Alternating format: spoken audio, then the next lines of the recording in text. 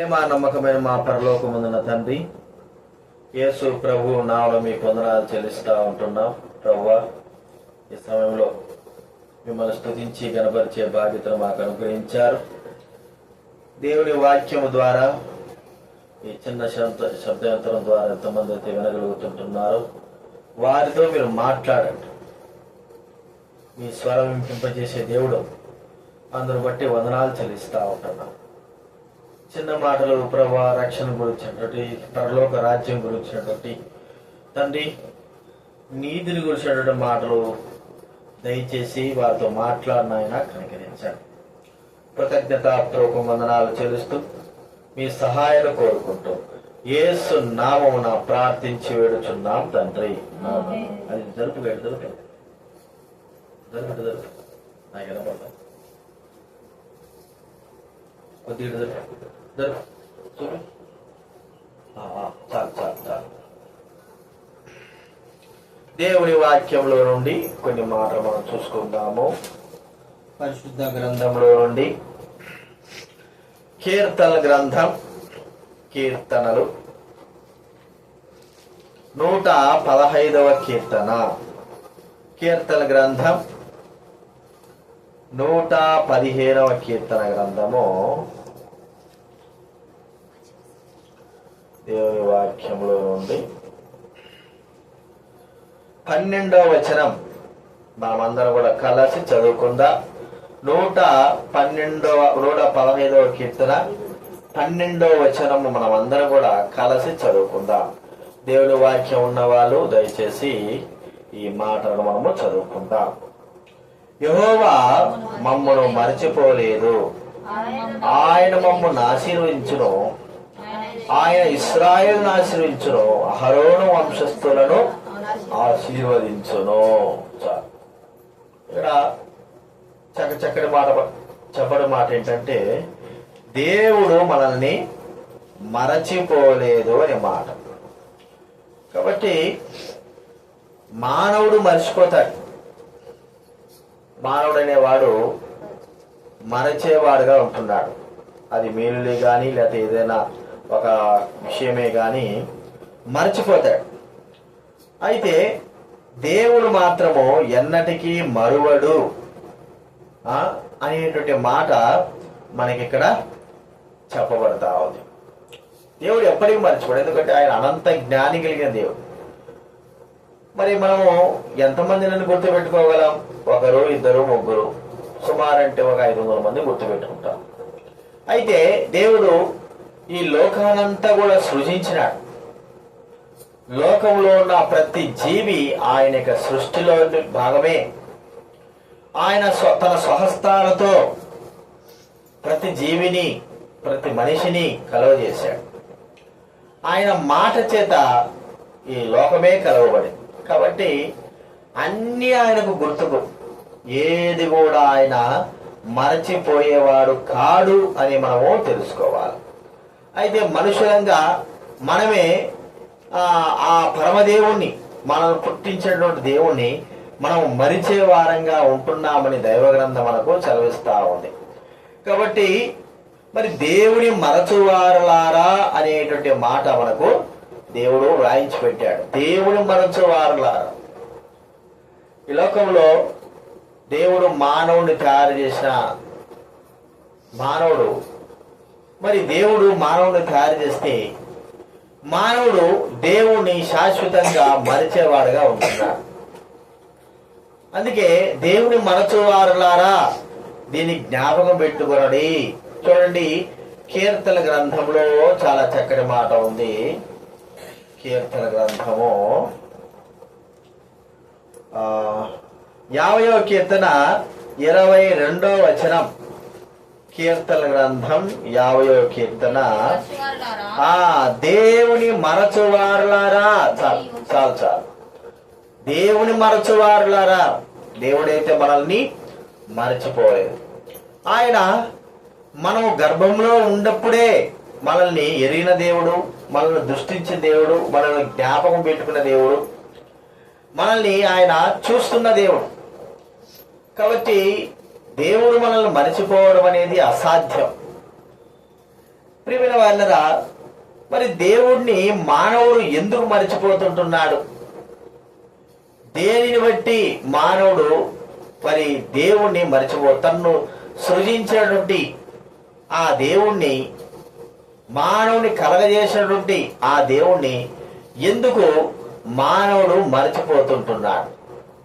ప్రియమైన వాళ్ళరా, చాలా మంది దైవ గ్రంథంలో దేవుని మరిచిపోయిన వారు ఉన్నారు. దేవుని మర్చిపోయి వారి యొక్క ఇష్ట ప్రకారంగా జీవించి వారు నష్టాన్ని కలగజేసుకున్న వారుగా ఉంటున్నారు. వారి యొక్క జీవితంలో మరణపు స్థితిలోకి వారు వెళ్ళిన వారుగా ఉంటున్నారు.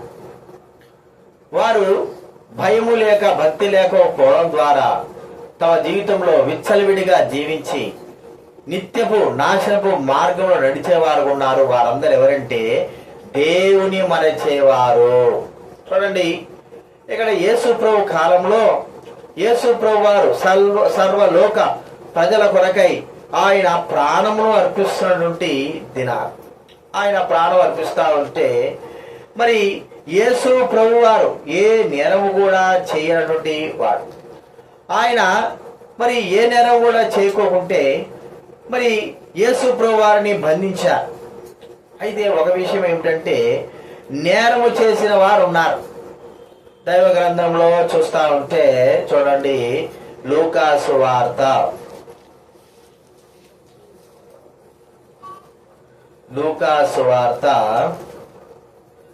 23వ అధ్యాయం 23వ అధ్యాయంలో 39 నుంచి నేను చదువుతాను, దయచేసి వినండి. లూకా రాసిన సువార్త 23వ అధ్యాయం 39 నుంచి. వ్రేలాడవేయబడిన ఆ నేరస్తులలో ఒకడు ఆయనను దూషించుచు, వ్రేలాడవేయబడినటువంటి ఆ నేరస్తులు అనగా యేసు ప్రభువారు అన్యాయముగా ఆయనను సిలువ వేసినటువంటి దినాలు. అయితే ఆ దినాలలో మరి దుర్మార్గంగా నరహత్య జరిగించినటువంటి ఆ బరబ్బా గాని, లేకపోతే ఇంకా అతనితో పాటు ఉన్నటువంటి ఇద్దరు దొంగలు గాని, వీరు మరి నేరము చేసి పట్టబడిన వారుగా ఉంటున్నారు. వీరు బంధింపబడిన వారు. చూడండి, వాళ్ళ గురించి ఏం రాయబడిందంటే మార్కు సువార్త 15వ అధ్యాయం. మార్కు సువార్త 15వ అధ్యాయంలో 6వ వచనం 7వ వచనము నేను చదువుతాను, వినండి. మార్కు సువార్త 15వ అధ్యాయం 6-7.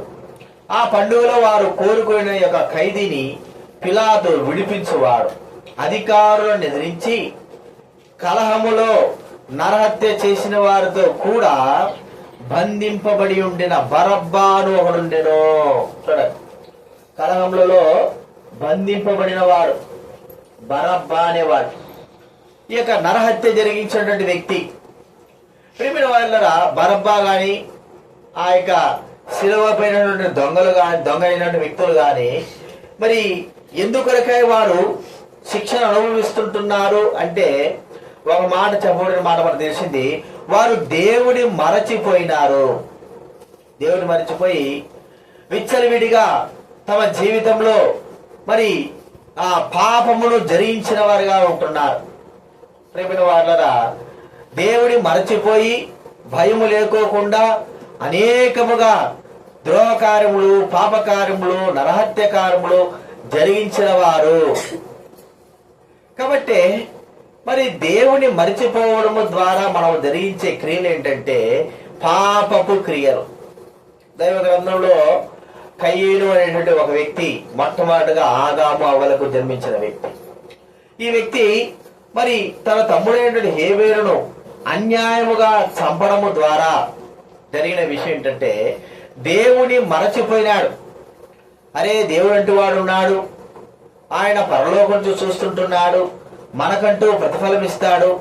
ఇలాంటి యొక్క పాపపు క్రియ, ఇలాంటి యొక్క నరహత్య, లేదా ఇలాంటి యొక్క మోసము, ఇలాంటి యొక్క దుర్మార్గత నేను చెయ్యకూడదు కదా, మరి చేయడం ద్వారా మరి నాకు శిక్ష వస్తుంది కదా అనేటువంటి భయము లేకపోవడము ద్వారా భయము విడచి. చూడండి, ఒక మాట మనం చూస్తే ప్రసంగి గ్రంథం 8వ అధ్యాయం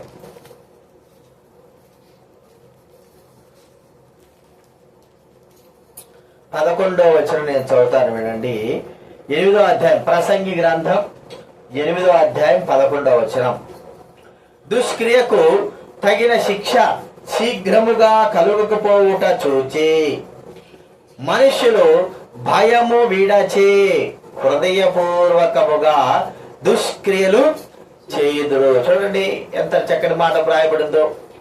మరి దుష్క్రియకు అనగా పాపపు క్రియకు, మోసపు క్రియకు, హత్య క్రియకు శీఘ్రముగా వెంటనే మరి క్రియ అనగా శిక్ష కలగబోవడం చూసి మనుషుడు ఏం చేస్తున్నాడంటే హృదయపూర్వకంగా భయమును విడిచిపెట్టేసి హృదయపూర్వకంగా పాపమును జరిగించేవాడుగా ఉంటున్నాడు.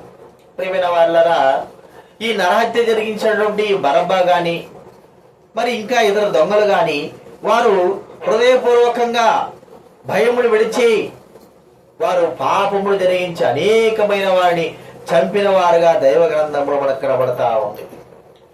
ఇది మానవుని యొక్క స్థితిలో దేవుని మరిచిపోతే మానవుడు జరిగించేటువంటి క్రియ ఏంటంటే భయమును విడిచిపెట్టి పాపమును జరిగిస్తాడు. అంత మాత్రమే కాకోకుండా మరి ఈ యొక్క దేవుని మరిచేవారు భయం లేకుండా ప్రవర్తించడమే కాకోకుండా వారి జీవితంలో మరి ఎంతో నష్టాన్ని అనుభవించేవారుగా చూస్తాం. వారు ఆలోచించలేనంత రీతిలో వారి జీవితంలో ఎంతో నష్టాన్ని కలిగించేవారుగా ఉంటారు.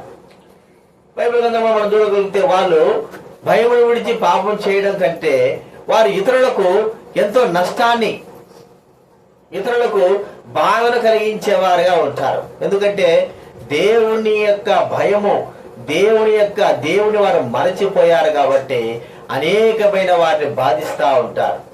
ప్రియమైన వాళ్ళరా, మరి బైబిల్ గ్రంథం మనకు సెలవిచ్చే మాట ఏంటంటే మరి చాలా మంది ఈ దినాల్లో దేవుని మరిచిపోయి వారి ప్రవర్తన జీవితం ద్వారా అనేకమైన వారిని బాధను కలిగించేవారుగా ఉంటున్నారు. బైబిల్ గ్రంథంలో మనం చూడగలిగితే జక్కయ్య అనేటువంటి ఒక వ్యక్తి ఉన్నాడు. ఈ వ్యక్తి దేవుని మర్చిపోయినాడు. దేవుని మర్చిపోయి లూకా సువార్త 19వ అధ్యాయం, లూకా సువార్త 19వ అధ్యాయము 8వ వచనం నేను చదువుతా వినండి. 7వ వచనం 8వ వచనం. లూకా సువార్త 19వ అధ్యాయం 7, 8. అందరూ అది చూచి ఈయన పాపి అయిన మనుష్యుని యొద్ద బస చేయ వెళ్ళనని చాలా సలువుకొనిది. జక్కయ్య నిలవబడి, ఇదిగో ప్రభువా, నా ఆస్తిలో సగము బీదకిస్తున్నాను. నేనెవని యొద్దనైనా అన్యాయముగా దేనినైనా తీసుకున్నట్లా అతనికి 4 వంతుల మరలా చెల్లించున్న ప్రభువుతో చెప్పారు. ఈ జక్కయ్య అనేటువంటి వ్యక్తి కూడా దేవుని మరచిన వాడుగా ఉండి అనేకమైన వాడిని బాధించాడు. మరి ఇక్కడ చూస్తా ఉంటే కయ్యూను గాని ఈ యొక్క బరబ్బా గాని నరహత్యల చేత భయం లేకోకుండా పాపం జరిగించి వారు దేవుని మరిచిన వారిగా ఉంటున్నారు. ఈ యొక్క మరి జక్కయ్య కూడా దేవుని మరచిపోయి, ఈ వ్యక్తి ట్యాక్స్ కలెక్టర్, పన్ను వసూలు చేసేవారు. మనకు బాగా తెలుసు, పన్నులు ఆయా అంగళ్ళ దగ్గర వాటి దగ్గర పన్ను వసూలు చేస్తూ ఉంటారు. ఇంటిలో కూడా ఇంటి పన్నులు, నీటి పన్నులు చేస్తూ ఉంటారు. మరి ఇక్కడ మనం చూస్తూ ఉంటే ఆ యొక్క జక్కయ్య ఏం చేశాడంటే తనకు విధింపబడినటువంటి దానికంటేను అత్యధికంగా ప్రజలైన వారి దగ్గర దోచుకున్నవాడు. ఆ దోపిడీదారుగా అనుకోవచ్చు. ఒకసారి దోచుకొని ఎంతో మందిని అన్యాయముగా వారిని బాధ పెట్టిన వాడుగా చూస్తాం. అందుకే ప్రజలందరూ కూడా ఆ వ్యక్తికి పేరు పెట్టింది ఏంటంటే పాపి, పాపి, పాపి అయిన మనుష్యుడు. చూడండి, పాపి అయిన మనుష్యుడు అనే మాట. అన్యాయంగా అనేకమైన వారు బాధ పెడతాడు, దేవుని మరచేటువంటి వాడు. ప్రియమైన వాళ్ళరా, మరి దేవుని మరచేటువంటి వ్యక్తి భయం విడిచి మరి నరహత్య చేయడమే కాకోకుండా మరి పాపం చేయడమే కాకోకుండా అనేకమైన వారు తన వలన బాధను అనుభవించేవారుగా ఉంటారు. ఇది దేవుని మరచేటువంటి వ్యక్తులకి ఉన్నటువంటి స్థిరీకరణ. కాబట్టి మనం గుర్తించుకుందాం, మన జీవితంలో దేవుడు మర్చిపోతుంటున్నామా? మన ద్వారా అనేకమైన వారు బాధపడుతుంటున్నారా? భయం విడిచి పాపం జరిగిస్తుంటున్నామా? అనేకులకు నష్టాన్ని కలుగజేస్తుంటున్నావా? మనం ఒకసారి గుర్తించుకోవాలి. అంత మాత్రమే కాకోకుండా మరి మూడోది మనం చూస్తా ఉంటే, ఏ వ్యక్తి అయితే దేవుడు మర్చిపోతాడో ఆ వ్యక్తి జీవపు మార్గాన్ని మర్చిపోతాడు. జీవపు మార్గాన్ని మర్చిపోయి పాపపు మార్గంలో తాను నడిచేవాడుగా ఉంటాడు. దేవుడు మర్చిపోయేవాడు ఏం చేస్తాడంటే పాపపు మార్గము, నిత్య నరకపు మార్గము. జీవ మార్గం ఉన్నవాడు దేవుని మర్చిపోయినవాడు, జీవ మార్గంలో తెలియనివాడు దేవుని మర్చిపోయినవాడు. కాబట్టే వాడికి జీవపు మార్గములో వాడు నడవలేకపోవడం అని మనం చూస్తూ ఉంటున్నాం. ప్రియమైన వాళ్ళరా, బైబిల్ గ్రంథం చెప్పే మాట ఏంటంటే పరలోక రాజ్యపు మార్గము ఏమిటంటే ప్రభు అయిన యేసుక్రీస్తే. పరలోక రాజ్యపు మార్గము ప్రభు అయిన యేసుక్రీస్తు వారు. ఈ పరలోక రాజ్యపు మార్గము యేసుక్రీస్తు వారై ఉన్నాడు. ఏ వ్యక్తి అయితే దేవుని మరచిపోయి ఈ లోకంలో జీవిస్తూ ఉంటాడో ఆ వ్యక్తి నిత్య జీవపు మార్గంలోకి వెళ్ళలేక ఆ వ్యక్తి నిత్య జీవ మార్గంలో నడవలేక ఉండడం, నిత్య జీవ మార్గంలో కనుగొనలేకపోవడం అనేది మనం చూస్తాం.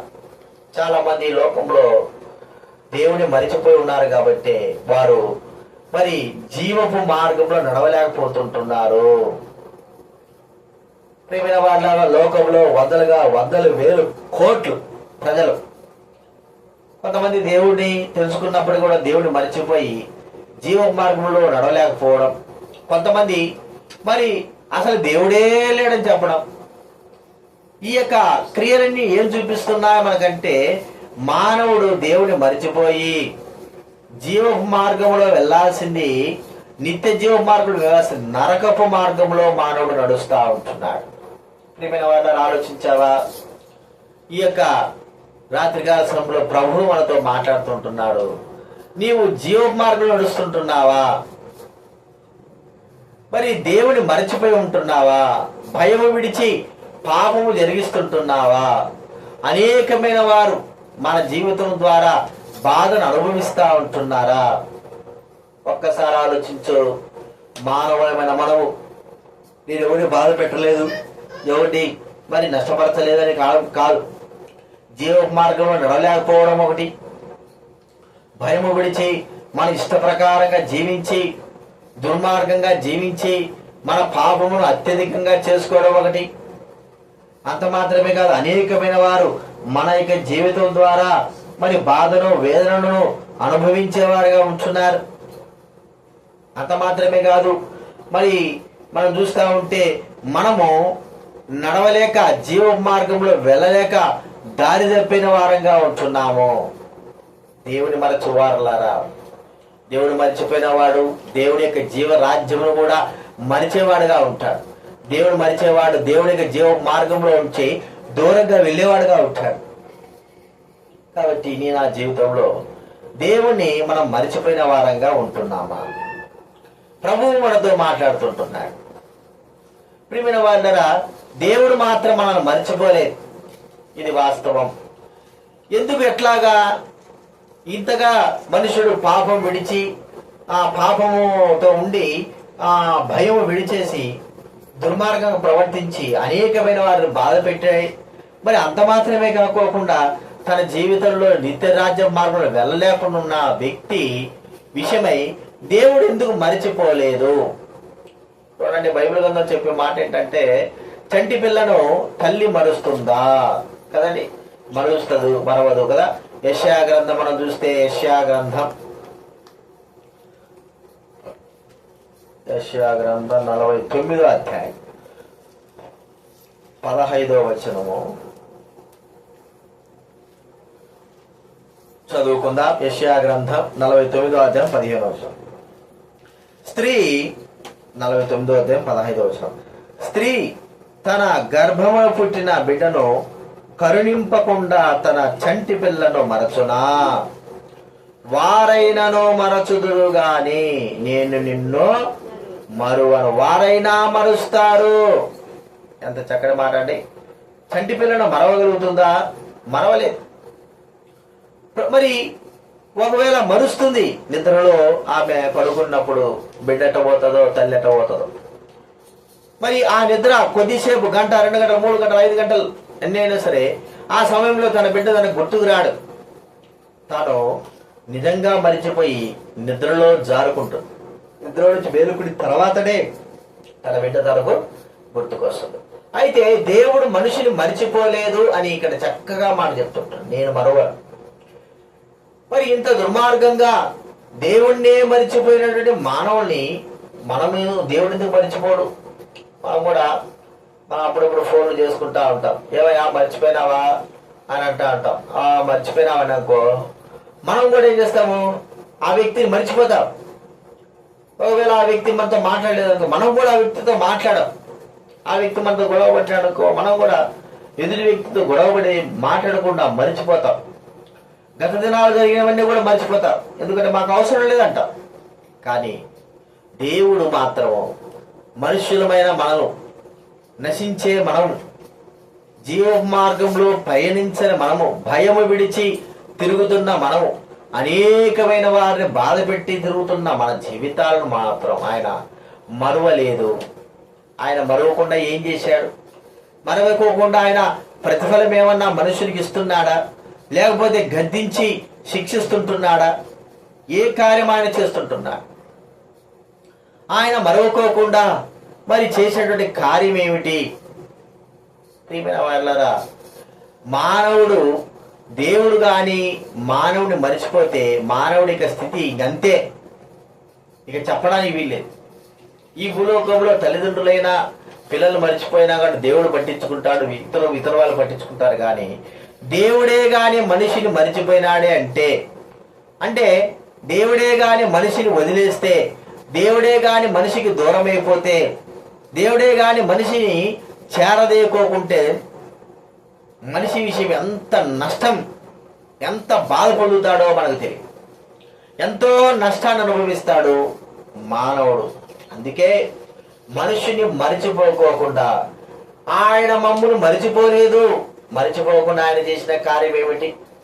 మానవులు ఇలాంటి స్థితిలో తిరుగుతూ ఇలాంటి స్థితిలో నడుస్తున్నప్పుడు మానవునికి దేవుడు చేసిన గొప్ప కార్యం ఏమిటంటే, మరచిపోకుండా ఆయన మనల్ని రక్షించడానికి కొరకై పరలోకం వదులుకొని భూలోకాల్లోకి, ఈ లోకంలోకి వచ్చి ఉంటున్నాడు. ప్రియమైన వాళ్ళరా, ఇదే దేవుడు మనల్ని మరిచిపోలేదు అనడానికి రుజువు.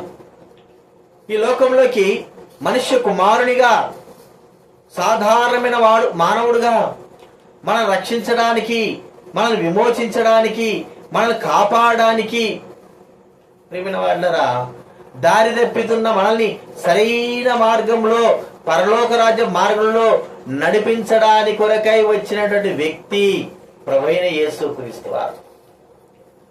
మరి సరైన మార్గం, మానవుడు భయము లేకోకుండా చేసిన కార్యాలు, మనుషులు బాధ పెట్టిన కార్యాలు, మరి అనేకమైన వారు ఆ జీవ మార్గంలో నడవలేని పరిస్థితులు, దేవుణ్ణే మరిచిపోయే స్థితిలో ఉంటే ఆయన ఏం చేశాడంటే, ఆ దేవుడే మనిషి రూపంలోకి వచ్చి, మానవుడు దేని చేతనైతే తనకు దూరం అయిపోతున్నాడో, దేని చేతనైతే మానవుడు దేవునికి సదాకాలం దూరంగా ఉంటున్నాడో, ఆ పాపము, ఆ దోషము, ఆ అతిక్రమములు అన్నిటిని కూడా యేసుక్రీస్తు వారు మరి ఎత్తివేసినట్టుగా బైబిల్ గ్రంథం మనం సెలవిస్తాం.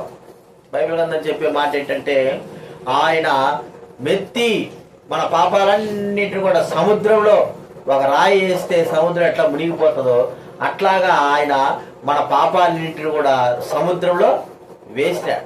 అంత మాత్రం కాదు, మన పాపాలన్నింటిని కూడా మరి ఒక వ్యక్తి ఏదైనా బాల్లో విసిరి వేస్తే ఎంత దూరం పడుతుంది? కొద్ది దూరమే. అయితే దేవుడు మాత్రం మన పాపాలన్నింటిని తూర్పుకు పడమరకు దూరం అటు ఇటు విసిరేశాడు, కనపడలేక. మరి యేసుక్రీస్తు వారు మనం మరిచిపోకుండా చేసిన ఒక గొప్ప కార్యము బైబిల్ గ్రంథంలో రాయబడింది ఏంటంటే, మరి ఆ సిలువ కార్యము. యేసుక్రీస్తు వారు సర్వలోక ప్రజల కొరకై, సర్వ ప్రజలను ప్రభువును తెలుసుకోవాలా, దేవుడంటూ ఉన్నాడు, ఆయన ప్రజలను ప్రేమిస్తున్నాడు, ప్రజల కొరకై తనను తాను అర్పించుకొని మానవుని పాపం నుంచి శాపం నుంచి విమోచించాడు అని తెలుసుకోవడానికి కొరకై ఈ లోకంలోకి 2025 సంవత్సరాల క్రిందట మనుష్య రూపమును దాల్చినాడు. వచ్చి ఈ లోకంలో మానవుడు దారి తప్పుతున్న మానవుని సరిచేసి సరైనటువంటి మాటలను జీవ మార్గమును చెప్పి సర్వలోక ప్రజలకు యొక్క పాప పరిహారం కొరకై తన యొక్క ప్రాణాన్ని అర్పించినాడు యేసుక్రీస్తు వారు. చనిపోయినాడు. ప్రియమైన వాళ్ళరా, మనము మర్చిపోయినాం దేవుని గాని దేవుడు మర్చిపోకోకుండా నశించిపోయే మనల్ని కాపాడుకోవడానికి కొరకై ఆయన పరము వదిలి భూమికి దిగి వచ్చినాడు. ఇదే దేవుడి మన పట్ల చూపుతున్న ప్రేమ. మనం మర్చిపోలేదు అనడానికి నిదర్శనం. చనిపోయి తన రక్తమునంతా కార్చి సమాధి చేయబడి తిరిగి 3వ దినాన సజీవుడై లేచి ఉంటున్నాడు. దైవ గ్రంథంలో దేవుని వాక్యం ద్వారా చెప్పబడింది. సజీవుడు ఇప్పుడు ఆయన సదాకాలం మనతో ఉంటాడు.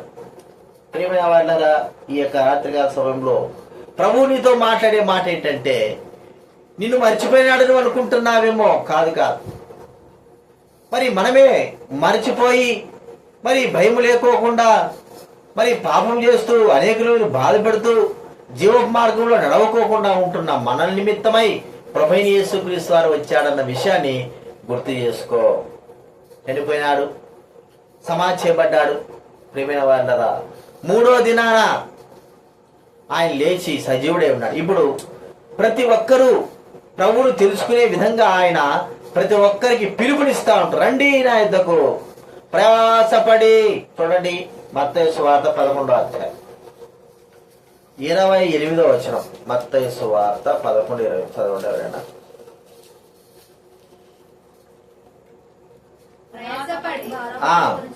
ప్రయాసపడి భారం మోసుకొంచున్న సమస్త జనులారా, నేను మీకు విశ్రాంతి కలగజేస్తున్నా. చాలు. ప్రయాసపడి భారం మోసుకుంటున్న సమస్త జనులారా, నా ఇద్దరు రండి, నేను మీకు విశ్రాంతి కలగజేస్తానని యేసుక్రీస్తు వారు సెలవిస్తుంటున్నాడు. కాబట్టి దేవుడు మరచువారులారా, దేవుడు ఎప్పుడూ మర్చిపోడు. మనమే మర్చిపోతుంటున్నాం. మర్చిపోయి భయం విడిచి పాపం చేస్తున్నాం. మన యొక్క జీవితం ద్వారా అనేకమైన వారు బాధపడుతుంటున్నారు. మనము దేవుడు మర్చిపోయి జీవ మార్గంలో నడవాల్సింది పాప మార్గంలో నరక మార్గం నడుస్తుంటున్నాం. అయితే మరచిన మన జీవితాలను గుర్తించుకొని ప్రభువైన దేవుడు ఆయన మరిచిపోకోకుండా మరి కాలమును బట్టి ఆయన చెప్పిన మాటను బట్టి ఈ లోకంలోకి నరుడిగా 2020 సంవత్సరాల కింద రావడం జరిగింది. మన పాపాల గురించి ప్రాయశ్చిత్తం జరిగింది. ఇప్పుడు ప్రతి ఒక్కరిని ప్రేమతో ఆయన రండి అంటున్నాడు. రండి అంటేనే మనం అనుకుంటాం ఏమైనా తీసుకురావాలన్నా, ఏదైనా తేవాలన్నా, ఇవన్నీ అవి ఇవి అని. ఏమొద్దు. ప్రభువు చెప్పే మాట అంటే, కుమారుడా నీ హృదయం నాకి. చూడండి సామెతల గ్రంథం 23వ అధ్యాయం 26వ వచనం చదవండి ఎవరైనా.